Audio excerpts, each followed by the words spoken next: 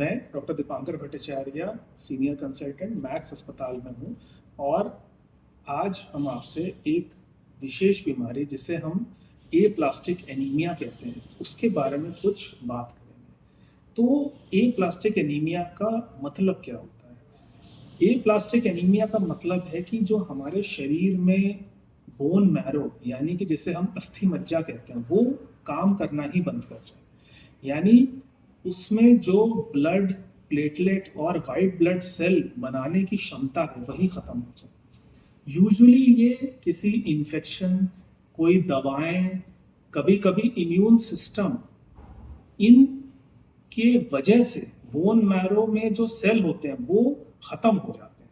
तो अगर ये बीमारी इन दवाओं या इन इन्फेक्शन की वजह से होती है तो हमारा पूरा बोन मैरो काम करने में विफल हो जाता है।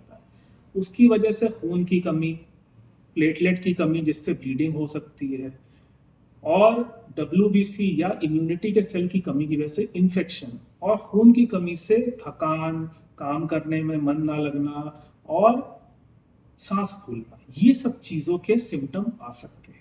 तो हमें कभी भी अगर इस तरह के सिम्टम या इस तरह के हमें दिक्कतें लग रही हैं तो हमें एक सिंपल ब्लड टेस्ट जिसे कंप्लीट ब्लड काउंट कहते हैं उसको करना चाहिए। उसी में हमें ये पैरामीटर्स दिख जाएंगे जिसमें खून, प्लेटलेट की दिक्कत दिख जाएगी।